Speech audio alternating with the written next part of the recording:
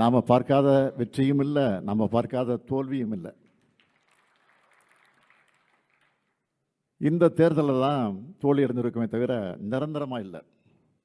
கழகத்தோட எதிர்காலத்தை திட்டமிட நமக்கு காலம் கிடைச்சிருக்குன்னு இதை நாம் எடுத்துக்க வேண்டியது தான். கழக வரலாற்றில் இது ரொம்ப முக்கியமான தலைமை செயற்குழுவாக அமையப் போகுது. உங்கள் ஒப்புதலோட அமைப்பு முறையில் முக்கியமான பெரிய மாறுதல்களை செஞ்சு நடைமுறைப்படுத்த போகிறோம். நம்முடைய திராவிட முன்னேற்ற கழகம் தொடங்கப்பட்டு 75 ஆண்டுகள் கடந்த பிறகும் கழகம் வலிமையோடு இருக்கிறதுக்கு காரணம் நம்ம அமைப்பு முறை தான். தலைவர் கலைஞருடைய வரிகளை நீங்கள் மறந்திருக்க மாட்டீங்க. இந்த கருணாநிதியினுடைய வாழ்வு முடிந்தாலும் திராவிட முன்னேற்ற கழகத்தினுடைய வாழ்வு முடியாது. அதன் அமைப்பு முறை காப்பாற்றும். இதுதான் தலைவர் கலைஞர் குறிப்பிட்டது. அப்படிப்பட்ட அந்த அமைப்பு முறையோட வலிமையால் தான் நாம் நிற்கிறோம். இப்படி தோற்றதுக்கு பல காரணங்கள் இருக்கு. அதில் மற்றொன்று நிர்வாகிகளோட செயல்பாடுகள். அதையும் நாம் மறைக்க தேவையில்லை. நம்ம தவறுகளை முதல்ல நாம் ஒத்துக்கணும், வெளிப்படையாக ஒத்துக்கணும்.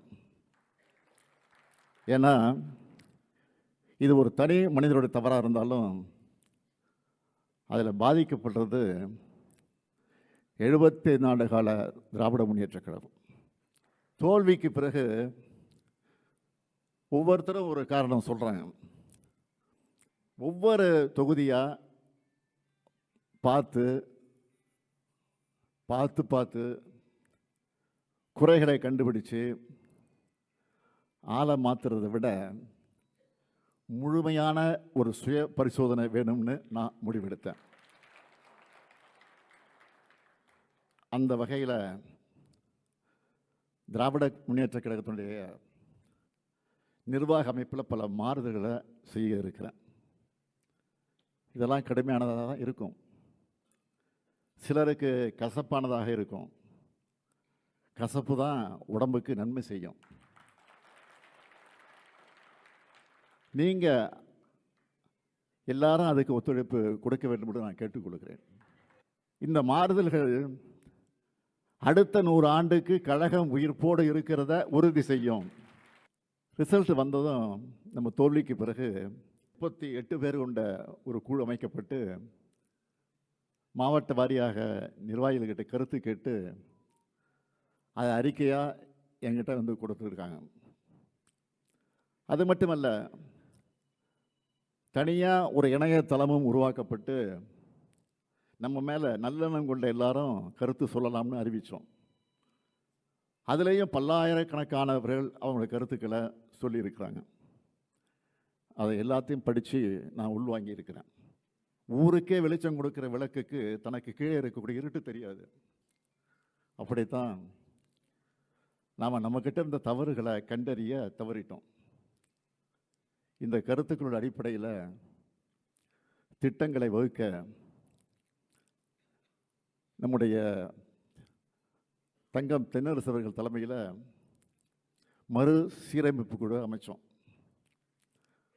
அந்த குழு அறிவாலயத்தில் பல நாள் கூடி ஒவ்வொரு பிரச்சனையாக ஆய்வு செஞ்சு அவங்களுடைய இடைக்கால அறிக்கையை என்கிட்ட கொடுத்தாங்க. முக்கியமான தலைமை கழக நிர்வாகிகளுடைய கலந்து ஆலோசித்து அதைத்தான் இப்போ தீர்மானமாக வழங்க இருக்கிறோம். இளைஞர்கள் பெண்கள் நம்பிக்கையை மீண்டும் நமக்கு பெற்றுத்தர மாதிரி நம்ம நடவடிக்கைகள் அமைக்கணும். இனி வரும் நிர்வாகிகளுக்கு அந்தந்த பொறுப்புகளுக்கு ஏற்ப வயது வரம்பையும் பதவி காலத்தையும் அறிமுகப்படுத்த போகிறோம். புதுமுகங்களுக்கு அதிகமான எண்ணிக்கையிலே பொறுப்புகளை வழங்க போகிறோம். புதிய உறுப்பினர் சேர்க்கையை தொடங்கணும். உறுப்பினர் சேர்க்கை நேர்மையானதாக அமையணும், உண்மையானதாக அமையணும், போலி எண்ணிக்கையாக இருக்கக்கூடாது. உறுப்பினர் சேர்க்கைக்கு பிறகு தேர்தலை முறையாக நடத்துவோம். தகுதி வாய்ந்த புதிய நிர்வாகிகள் வெற்றி பெற்று வருவார்கள். நியமனங்களாக இல்லாமல் தேர்தல் மூலமாக ஜெயிக்கிறவங்க சிறப்பாக செயல்படுவாங்க. எனக்கு நம்பிக்கை உங்களுக்கு மட்டும் இல்லை, எனக்கும் இருக்குது. கட்சியை மறுசீரமைப்பு செய்கிறது மூலமாக மட்டும்தான் நம்ம மீண்டும் அரசியல் வெற்றி பெற முடியும். எவ்வளவு விரைவாக முடியுமோ அவ்வளவு விரைவாக கட்சி சீரமைப்புகளை செய்யணும். அதுக்கு முதல்ல நமக்குள்ள மனமாற்றம் வர வேண்டியது அவசியம். மாறுதலுக்கு தயாராகாமல் வெற்றி பெற முடியாது. என்னுடைய வருத்தமெல்லாம் கொள்கை கோட்பாட்டில், உழைப்பில், உறுதியில், போராட்ட குணத்தில் வலிமையாக இருக்கிறவங்க கூட நிர்வாகிகளை அரவணைக்கிறதுல செதுக்கிடுறாங்க. இன்னும் சிலர் இருக்கிறாங்க, எதிர்கட்சிக்காரங்களை பார்த்தா மலர்ந்த முகத்தை காட்டுறாங்க, கட்சிக்காரங்களை பார்த்தா மலர்றது இல்லை. எதிர்கட்சிகளை பார்த்தா வணங்குகிற கை நம்ம கட்சிக்காரர்களை பார்த்தா வணங்குறது இல்லை. தனக்கு இணையாக யாரும் வளரக்கூடாதுன்னு நினைச்சா அந்த மாவட்டத்தில் அவங்க மட்டும்தான் இருப்பாங்க. ஒரு மாவட்ட செயலாளரை மட்டும் வச்சு அந்த மாவட்டத்தில் கட்சி வளர்த்துட முடியாது. ஒரு எம்எல்ஏ மட்டும் வலிமையாக இருந்தால் அந்த தொகுதியில் ஜெயிச்சிட முடியாது. ஒவ்வொரு தொண்டனும் ஒரு நிர்வாகியாக செயல்படும் போது தான் இயக்கம் வளரும், இயக்கம் வாழும். படைக்கு இளையோர் வரும்போது அவர்களை மூத்தோர் வரவேற்று வழிநடத்துவது தான் வலுவான படைக்கு அடையாளம். இப்போ ஆட்சிக்கு வந்திருக்கக்கூடிய எப்படிப்பட்டவங்க? மக்களுக்கு உழைக்காம, போராட்டம் நடத்தாமல், கொள்கை இல்லாமல், நிர்வாக கட்டமைப்பு இல்லாமல் ஆட்சிக்கு வந்திருக்கிறாங்க. இதை பார்த்து நாமளும் அப்படி ஆக முடியாது, ஆகிடவும் கூடாது. அந்த மாதிரி நாமும் கட்சி நடத்தலாம்னு நினைக்கவே கூடாது. நாமெல்லாம் நிரந்தரம். நாம் போர் அடிக்குதுன்னு சொல்லி அரசியலுக்கு வந்தவங்க இல்லை, போராட வந்தவங்க. வெற்றி தோல்வியில் நம்ம இயக்கத்தோட வாழ்க்கையே அடங்கி இருக்க போகிறதில்லை. ஒரு தேர்தலை தோற்ற அடுத்த தேர்தல் வரும் வரை தூங்கி வடிகிறது தான் மற்ற கட்சியுடைய வழக்கம்.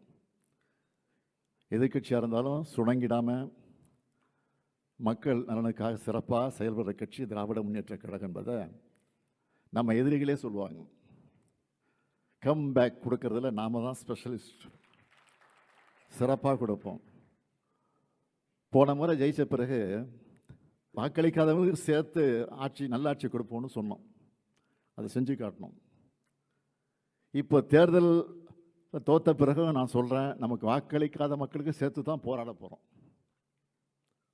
அவங்களுடைய நலனுக்காகத்தான் துணை நிற்க போகிறோம். நம்ம கட்சிக்காரங்க முதல்ல அவங்க வீட்டில் அரசியல் பேசணும்.